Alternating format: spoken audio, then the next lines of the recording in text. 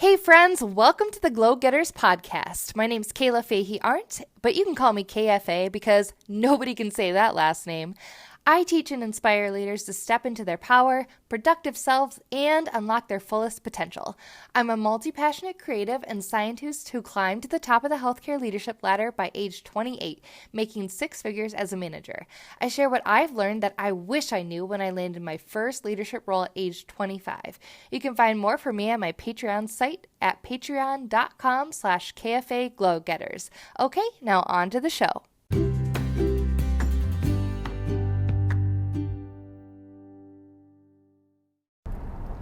Hey everybody, thanks for joining me on another episode of Coffee with Kayla.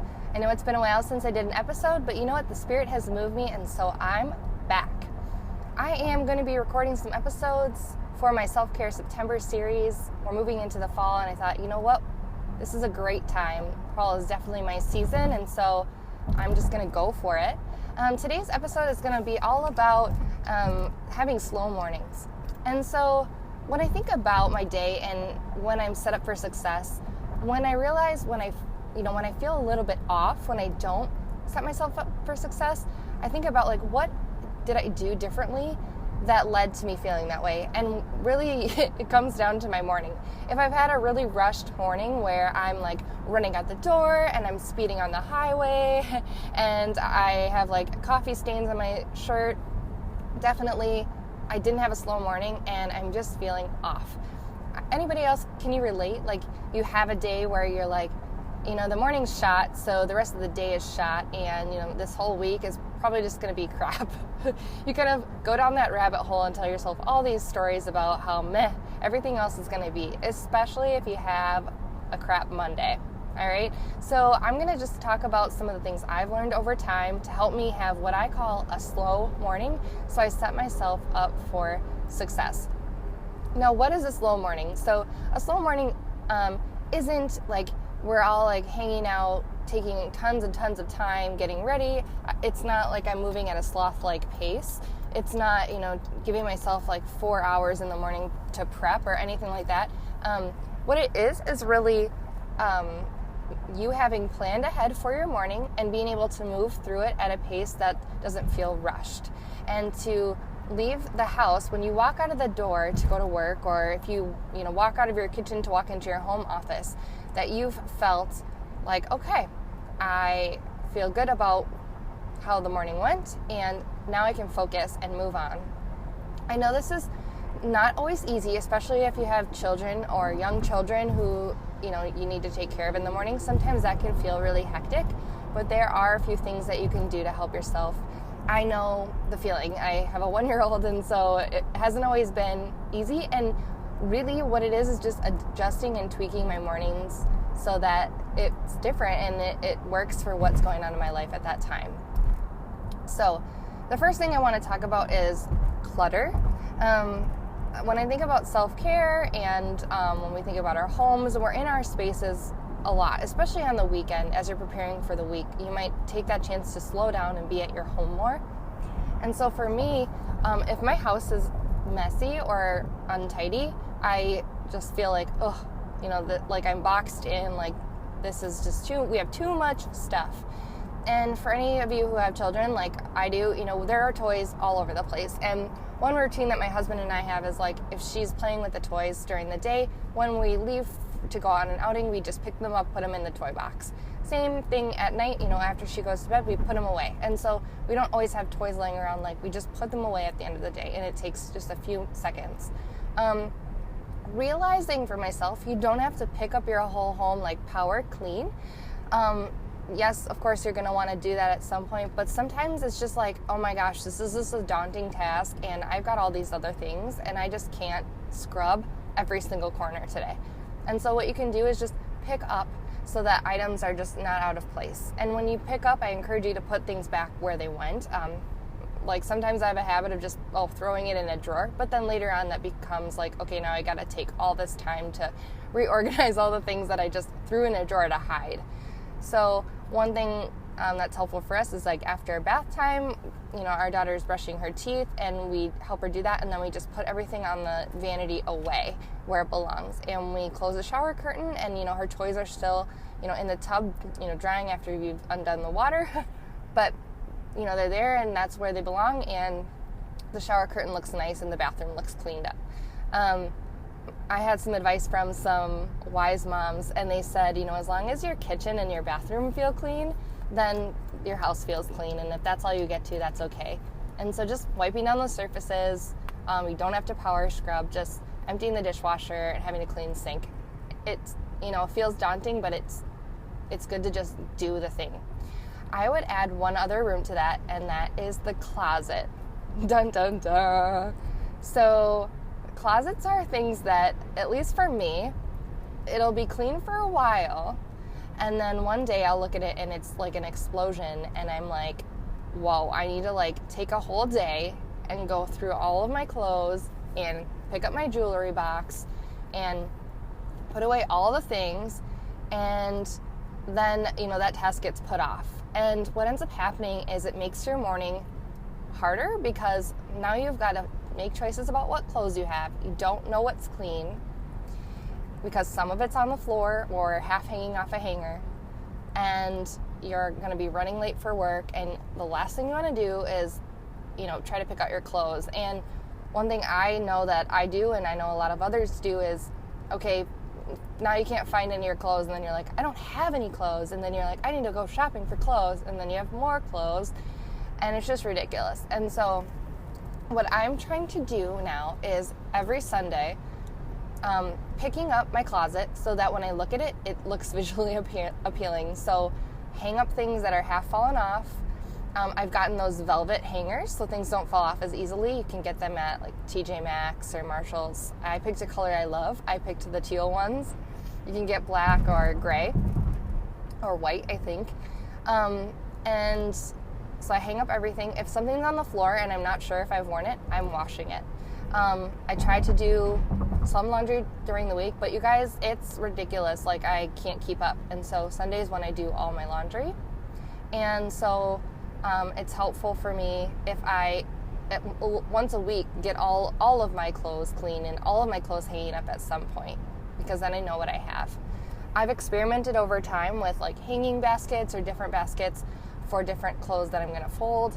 I think hanging up as many clothes as you can is so helpful because it makes it easy to see. The only things I really fold now are my workout clothes, and I have a separate, I do tops and bottoms, and then I fold sweatshirts and sweatpants and things like that, things I might wear to bed or lounging around the house. But I do hang up my comfy sweaters that aren't full, they're more lounging around the house. They're not full sweatshirts, but they're just comfy soft things that I love, so that I can remember oh, you have that comfy sweater, you can wear that to be cozy around the house. I'm finding, I have more dress pants that I can wear to work. I can see all of my shirts. I think something that I always feel I'm lacking are tops, but it's no, I have a lot of tops. I just need to be wearing them all, and if I don't like them, what I can do is, as I go through my closet, make a bag for Goodwill or Turnstile or whatever, and I can sell some of those clothes back if I need to. One tip that I learned over time is where I live in Minnesota, it's very seasonal, and so if I take out items that I'm not going to wear for that season, so yesterday I took out all of my summery clothes that I'm not going to wear, and I went through, I had some pregnancy shirts that I still had from a year ago in my closet, and I removed those and I put them somewhere I can store them. So I put mine in the basement, and I hang them up down there or fold them, and that way when it's summer again, or if I'm pregnant again, then I can just pull those clothes out and bam, it's I have a whole new wardrobe. So that's really nice. It makes it feel fresh every time. So I'm not always looking at those clothes. I could kind of forget about them, and then I switch them out, and it's brand new wardrobe.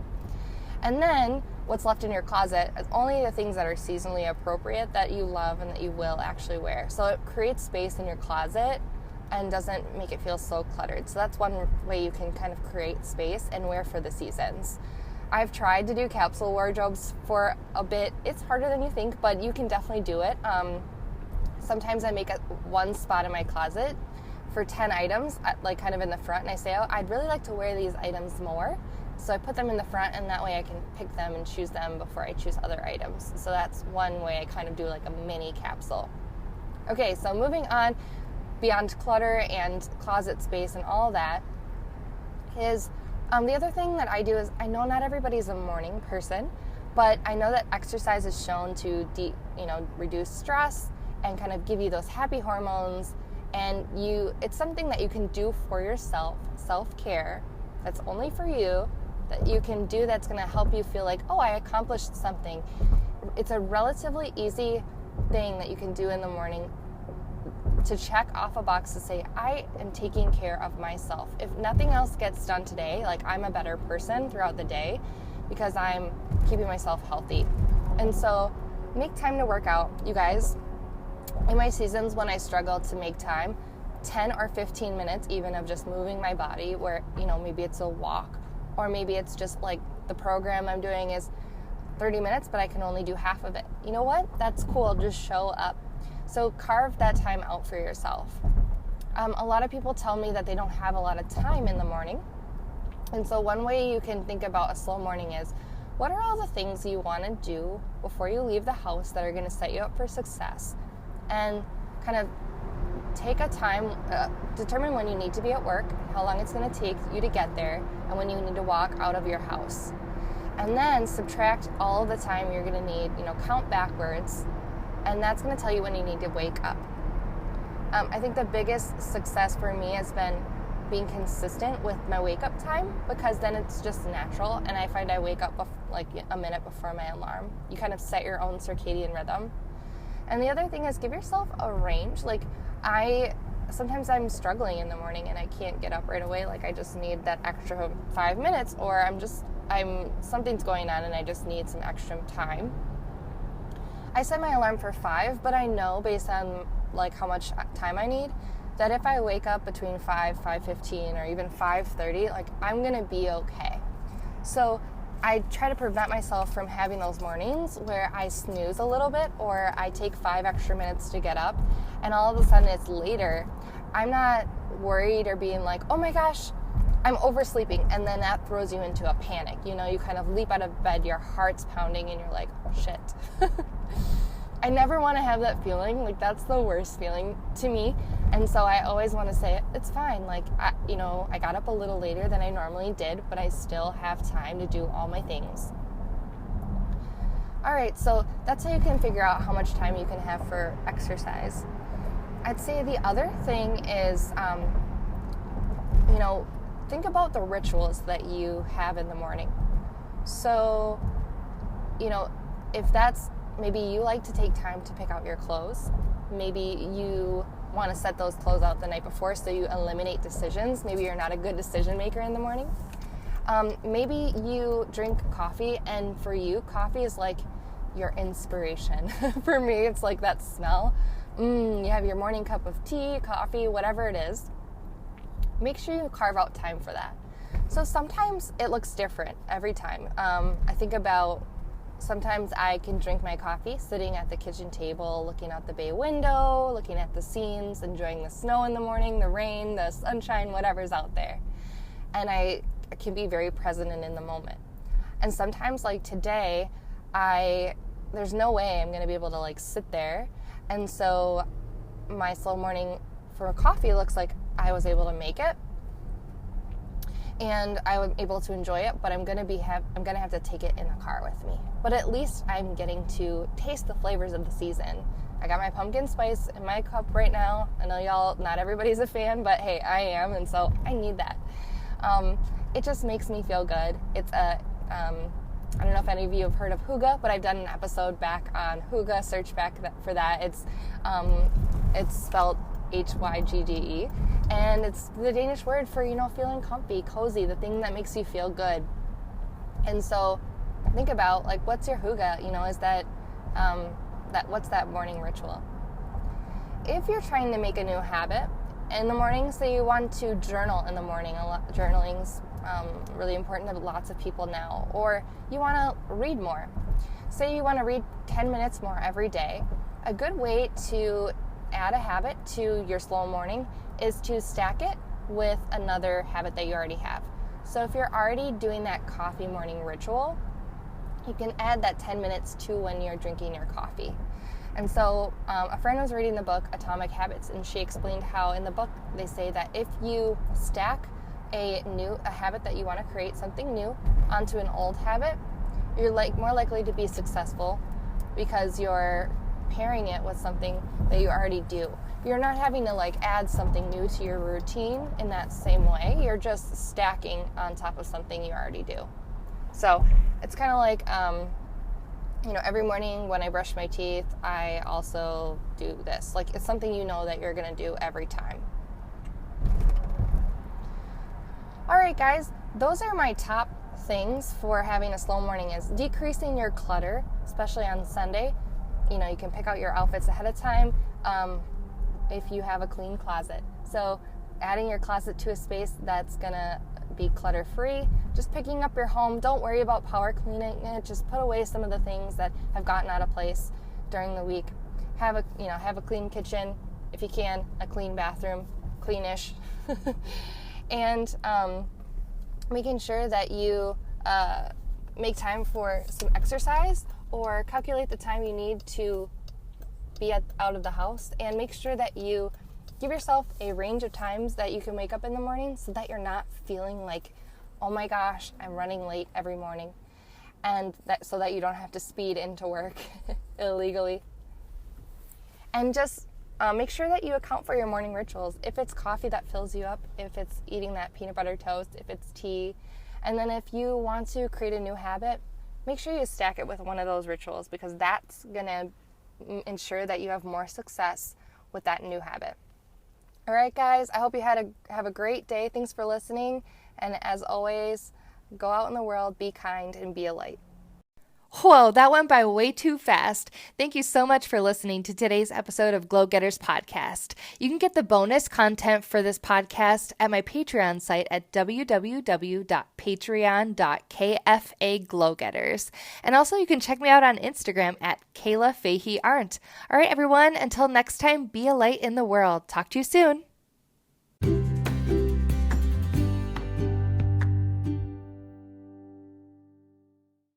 Whoa, that went by way too fast. Thank you so much for listening to today's episode of Glow Getters Podcast. You can get the bonus content for this podcast at my Patreon site at www.patreon.kfaglowgetters.